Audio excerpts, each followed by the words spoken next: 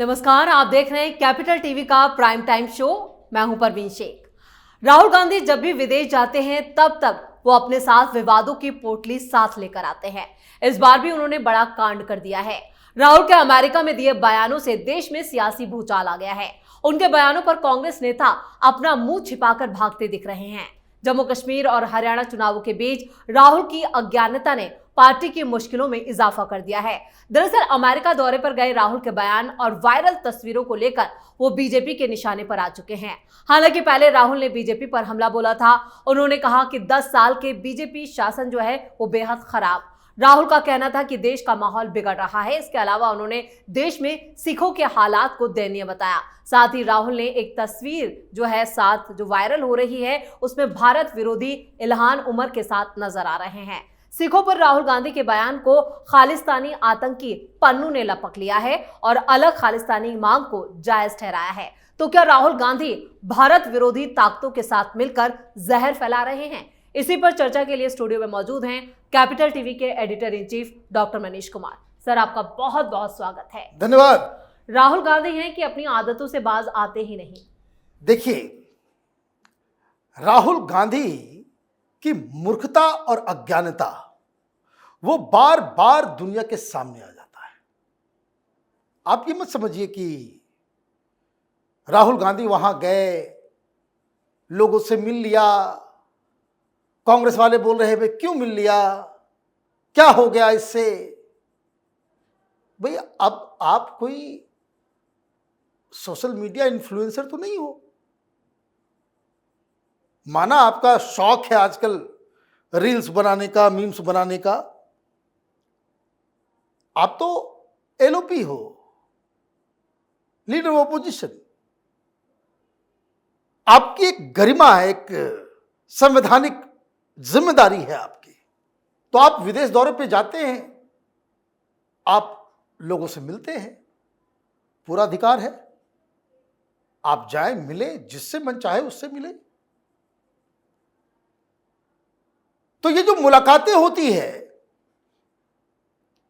देश के लीडर्स की, जब ये बाहर जाते हैं तो कोई ऐसा नहीं कि क्लब में गए और अचानक से मिल लिए।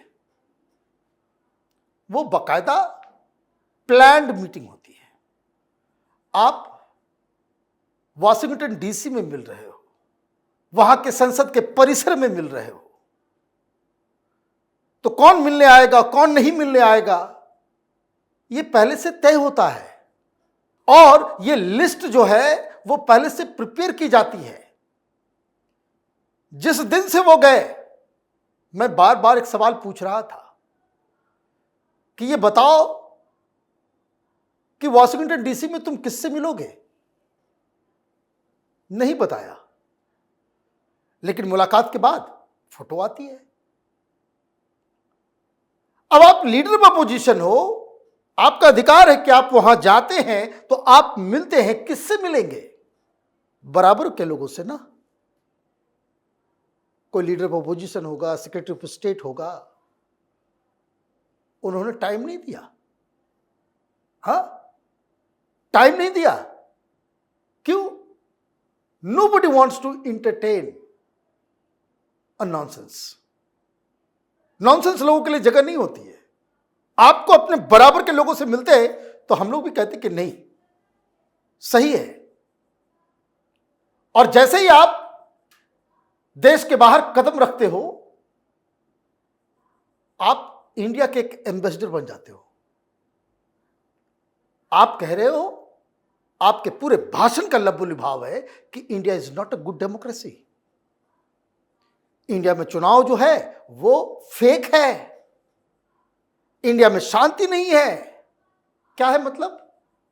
मतलब यह है कि India is a bad place to invest.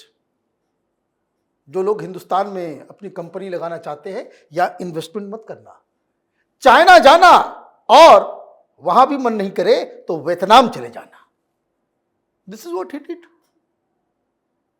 कि चाइना बढ़िया है, वियतनाम बढ़िया है, हिंदुस्तान में तो डेमोक्रेसी नहीं है, कुछ नहीं है। केरोसिन फेंका हुआ है हर जगह, और आप तीली लगा रहे हो। यही ना। अब आपने मुलाकात की तो क्या कांग्रेस पार्टी में ये सारे लोग महामूर्ख हैं? सिंपल गूगल कर लिया होता, आपको समझ में आ जाता कि जो लिस्ट है वो कितनी खतरनाक है। कौन है एलान उमर? एंटी इंडिया पोजीशन हमेशा से। ये भी भूल गए कि वो पाकिस्तान आई, पाकिस्तान से फिर वो पीओके चली गई थी और पीओके में जाकर के हिंदुस्तान को गालियां दी थी और कश्मीर पाकिस्तान को दे दिया जाए, ये इस तरह की बातें करने वाली को आप लिस्ट में ले लिया।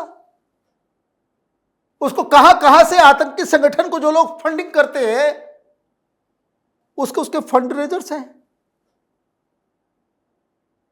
हमने तो हल्का सा कुछ पता किया, भाई कौन है नहीं है मालूम चल गया। झूठ बोलती है ये, किसके फेवर में? रेडिकल इस्लामिस्ट लोगों के फेवर में। प्रोपेगेंडा करती है किसके लिए? पाकिस्तान के लिए। And for years Umar has indulged in propagating anti India narrative, specially targeting Narendra Modi government. क्या दिक्कत है नरेंद्र मोदी से? नरेंद्र मोदी से दिक्कत यह है कि दुनिया के 5 ग्लोबल लीडर का नाम आएगा तो प्रधानमंत्री मोदी का नाम भी उस लिस्ट में है। चाहे वो बाइडेन हो, पुतिन हो, तो नरेंद्र मोदी है। तो ग्लोबल लीडर को नीचा दिखाने के लिए ग्लोबल अलायंस चाहिए, इसलिए मुलाकात हो रही है। To tarnish a global leader, you need a global alliance of these kind of idiots. जो अपने देश की नहीं है वो फिर तुम्हारी क्या होगी? अमेरिका में लोग थूकते हैं उसके ऊपर। क्यों? कि जिन लोगों ने 9/11 को अंजाम दिया उसके डिफेंस में ये भाषण देती है। आतंकियों की पैरोकार है ये, मुस्लिम ब्रदरहुड की पैरोकार है ये। कतर से माल आता है और मस्त होकर के वहां भाषण देती है। क्यों? क्योंकि वहां दलाली जो है लीगल है। इस बात को समझिए, दलाली अमेरिका में लीगल है। वहां कॉकस कहते हैं, प्रेशर ग्रुप्स, पैसे लेकर के वहां के संसद में आवाज उठाना वहां इलीगल नहीं है। वहां पे जो है वो कॉकस कहलाता है, वो बकायदा रजिस्टर्ड कंपनियां होती है, लोग उसको ज्वाइन करते हैं, माल खाते हैं। तो पाकिस्तान के साथ ही उसका तो पुराना ये है। और बहुत सारा C has also ties with radical Islamic organisations like Islamic relief and helping hand for relief and development, which is a sister organization of Islamic Circle of North America, a western branch of the Jamaat-e-Islami, a terror group that is banned in India. भाई ये सारी जानकारी तो common place पे है? कांग्रेस की किसी की नजर नहीं गई? मोदी को गाली देती है, प्रपंच करती है, प्रोपेगेंडा करती है, हिंदुस्तान के खिलाफ प्रपंच करती है, प्रोपेगेंडा करती है। तो राहुल गांधी की वो ओरिजिन, उसको कह सकते हैं कि नेचुरल एलाई है, इसलिए वहां थी ये। टेरर ग्रुप के साथ खड़ी रहती है, लश्कर तोबा के साथ काम करने वाले ऑर्गेनाइजेशन के साथ इसका रिश्ता है। आप जाइए वेबसाइट पे आपको मिल जाएगा। लश्कर तोबा वाले बहुत ऐलान उमर करते हैं। पाकिस्तान में जितने जिहादी सब हैं सब लोग करेंगे। चलो एक मिस्टेक हो गया, और ये दूसरा रो खन्ना पूरे अमेरिका में थू थू होती है इंडियन कम्युनिटी के द्वारा। क्यों? In August 2019 Ro Khanna joined Pakistan congressional caucus, Pakistan के लिए लॉबी करने वाली एजेंसी, जो पाकिस्तानी कॉकस, जो मैंने कहा ना वहां प्रेशर ग्रुप रजिस्टर्ड है, उसको इसने ऑफिशियली ज्वाइन किया। क्योंकि वो इलीगल एक्टिविटी नहीं, जिससे हिंदुस्तान में माल खा करके क्वेश्चन पूछोगे, पकड़े जाओगे तो सस्पेंड हो जाओगे, क्योंकि दलाली यहां हिंदुस्तान में अलाउड नहीं है। लेकिन जिन लोगों की प्रवृत्ति ही दलाली की है तो उस तरह के दलाल के साथ तो दोस्ती होनी लाजमी है। और वहां कम से कम माने इंडिया से जुड़े हुए माने Indian American organisation 230 Indo American organisations ने बाकायदा प्रेस रिलीज जारी किया था कि मिस्टर रॉ खन्ना आप अपने आप को पाकिस्तानी कॉकस से बाहर निकालें, यह गद्दारी है। नहीं निकला, ही डिक्लाइंड, ही कहा कि नहीं, माल आ गया होगा, खर्च का हो गया होगा, माल कौन वापस करेगा। और आप बगल में खड़े होकर फोटो खिंचा रहे हो।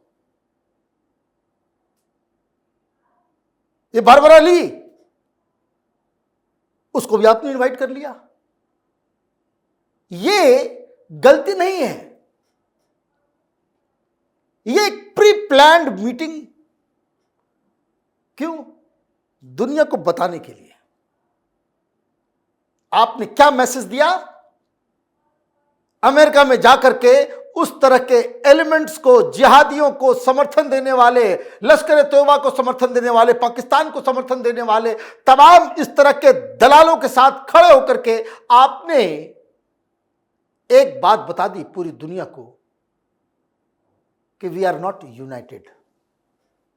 विपक्ष जो है वो पाकिस्तानियों के साथ है, विपक्ष जो है ये ऐलान उमर के जैसे लोगों के साथ है, जो जिहादियों और टेररिस्टों की जो है वो डिफेंडर है। यही तो मैसेज जा रहा है, यही मैसेज देने गए थे। और ये क्यों करते हैं? वो इसलिए क्योंकि उनको मालूम है कि भाई हिंदुस्तान में सबका ऊपर कोई असर नहीं पड़ता। कौन ऐलान उमर, कौन रो खन्ना, कौन ये बारबरा ली, ये सब समझ में नहीं आता। तो ये जो प्लान मीटिंग है, बस सवाल अलग है। ये तो आपने बता दिया, और गुप्त मीटिंग किसके किसके साथ वहां कर रहे हो, और किसके किसके साथ। तो ये सारा कॉकस, ये जो इन लोगों का अपना एक नेटवर्क है, ये कांग्रेसी लोग अमेरिका में जो ओवरसीज कांग्रेस चलाते हैं, क्या उनका इन्हीं लोगों से वास्ता है? क्या इन्हीं लोगों से वास्ता है? डॉक्टर साहब, खालिस्तानियों के साथ भी जो। अब ये रॉ खन्ना कौन है? ये रॉ खन्ना है कौन? वो कहते भाई टूल किट आया था जो, इसका फिनेंसर तो यही रॉ खन्ना है। ये तो खुल के सामने आकर के बोला था। और आपने पिक किसको किया? सिख लड़के को आपने उठा लिया और ये कहा कि भाई टर्बन और कड़ा पहनने नहीं पहन पाओगे, और उस तरह की चीजें आपने कर दी। मैंने आपकी मूर्खता का लेवल इतना निम्न है कि आपको यह भी समझ में नहीं आता कि आपके इस बचकानी हरकत से क्या हुआ। आपने सिख फॉर जस्टिस, यह आतंकी पन्नू, यह पाकिस्तानी दलाल, उसको आपके बयान से हिम्मत पड़ गई, उसने प्रेस रिलीज जारी कर दिया। यह कहा कि बड़ा ब्रेव बात उसने कह दी, और हमारी बातों को जो हम कहते आ रहे हैं कि हिंदुस्तान के अंदर में सिखों के ऊपर दमन हो रहा है, वो राहुल गांधी ने जस्टिफाई कर दिया। इसलिए इनकी बातों से हमारा जो डिमांड है कि एक अलग खालिस्तान बनाया जाए, उसको जस्टिफिकेशन दे गए राहुल गांधी। वाह, क्या काम करके आए हो। आपको अवार्ड मिलना चाहिए इसके लिए, तो अवार्ड मिलना चाहिए। और ये बेशरम लोग यहां पे पत्रकारिता के, भाई मिल लिया तो क्या हुआ भाई, किससे मिल रहे हो? कोई डिग्निटी नाम की कोई चीज है या नहीं है? पिछली बार भी आप गए, तो आप इसी तरह के लोगों से मिल रहे हो। उसने कह दिया था कि भाई $600 मिलियन जो है हम खर्च करने को तैयार हैं, अडानी को गिराओ, मोदी को गिराओ। उस 85 साल के बुढ़े जॉर्ज सोरोस ने ऐलान किया, उसके चट्टे बट्टों के साथ आपकी मुलाकात हुई। भाई आज आखिरी दिन था, आपकी मीटिंग ऑफिशियली खत्म हो गई जी। तो कल आप हिंदुस्तान में होंगे, ये उम्मीद करनी चाहिए। और कल हिंदुस्तान नहीं आए तो कहां गायब, किससे मुलाकात हो रही है, उसके ऊपर कोई जानकारी देगा? कि पिछले बार की तरह कांग्रेस के प्रवक्ता बोल देंगे कि नहीं अब वो प्राइवेट विजिट पे कहीं गए हुए, हमें जानकारी नहीं है। Rahul Gandhi also has a private life. No private life.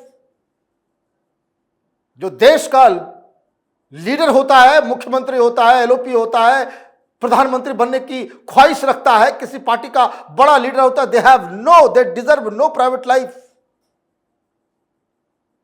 There everything private is public. ये जानने का अधिकार है कि हमारा लीडर जो अपने आप को आगे चल करके प्रधानमंत्री बनने वाला है या प्रधानमंत्री बनने की सोचता है, तो वो हमें जानने की जरूरत है, आवश्यकता है, अधिकार है हमारा कि 6 बजे शाम के बाद वो क्या करता है. कसिनो में जाके जुआ तो नहीं खेलता, पब में जाके दारू तो नहीं पीता, लड़कियों के साथ अय्याशी तो नहीं करता. ये जानने का अधिकार है, चाहे कोई भी हो, मुख्यमंत्री हो, कोई भी हो. क्यों? क्योंकि ऐसे लोगों के हाथ में देश नहीं दिया जा सकता. तो ये जो कुछ लोग कहते हैं कि भाई कि नहीं प्राइवेट लाइफ है, होगा प्राइवेट लाइफ. आप प्रधानमंत्री बनना चाह रहे हो, आपका कोई प्राइवेट लाइफ नहीं है. कल प्रधानमंत्री कहते हैं कि भाई मेरा प्राइवेट लाइफ है, हम कुछ भी करें, ऑफिस ड्यूटी के बाद हम कुछ भी करना चालू कर दें, ये जायज होगा? कल कोई राष्ट्रपति, कोई चीफ जस्टिस ऑफ इंडिया, कोई गवर्नर, मुख्यमंत्री कहेगा भाई 6 बजे के बाद हम डिस्टर्ब मत करो, ऐसे चलेगा? तो वॉशिंगटन में और किसके किससे साथ मुलाकात हुई ये बताना पड़ेगा, ये आगे चल के बताना पड़ेगा. और इतना डिबेट करने की आवश्यकता नहीं कि you did it deliberately. There is a plan.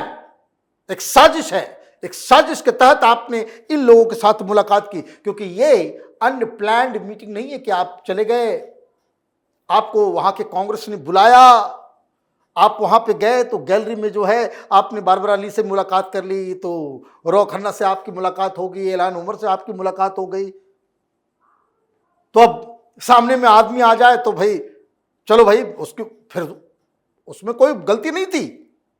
लेकिन ये तो प्लान करके बाकायदा बीच में फोटो सेशन भी हुआ, उसके बाद क्लोज डोर मीटिंग हुई है, वहां कोई मौजूद नहीं था. तो अंदर क्या क्या बातचीत हुई, बड़ा सवाल. ये बड़ा सवाल जिसका जवाब देना चाहिए. और इसलिए आपने मौका भी दिया है भारतीय जनता पार्टी को इस तरह के सवाल पूछने, मीडिया को सवाल पूछने के लिए. भाई आपको और कोई नहीं मिला. मोदी विरोध तो ठीक है, मोदी के ऊपर विरोध करने वाले लोगों से अगर मिलकर आते कोई ठीक है, कोई बात नहीं है. लेकिन देश का विरोध नहीं चलेगा. ये पाकिस्तानी दलालों से मिलने के लिए. आप जिन लोगों से आप मिले हो उसमें तो 3-3 नाम, तो सीधे सीधे पाकिस्तान से पैसा खा करके हिंदुस्तान के खिलाफ जहर उगलने का धंधा में लगे हुए ये लोग. आप वहां मिलते हैं ऐसे लोगों से जो मोदी के खिलाफ आर्टिकल लिखते हैं वॉशिंगटन पोस्ट में, इससे उससे, तो बात समझ में आती. आपको तो एहतियात रखना पड़ेगा ना कि आप अगर किससे मिल रहे हो, कहीं ये पाकिस्तानी एजेंट तो नहीं है, CIA एजेंट तो नहीं है, चाइनीज एजेंट तो है नहीं. लेकिन दिक्कत क्या है कि आपकी भाषा ऐसा लग रहा है भाई कि चाइना प्रेम, वामपंथ का प्रेम. भाई इलेक्शन कमीशन में आपको यकीन नहीं रहा, इसका मतलब पिछली बार गए थे यहां भाषण दे रहे थे कि भाई हमें वो बैलेट से करवाओ तो हमारी सरकार आ जाएगी. आपने फिर ये काम किया. आपने आप दो बातें एक साथ नहीं कर सकते कि जनता का फैसला आ गया, जनता को मोदी ने रिजेक्ट कर दिया, और at the same time in the same breath आप ये कहते हो कि भाई इलेक्शन कमीशन तो निष्पक्ष नहीं है. ये दोनों ही बातें कैसे चलेगी? अब है क्या कि इन्होंने तो मूर्खता दिखा दी.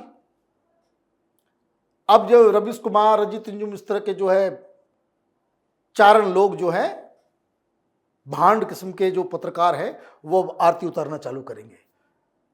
जैसे उसने शुरुआत किया, वो सैम पिट्रोडा ने कहा ना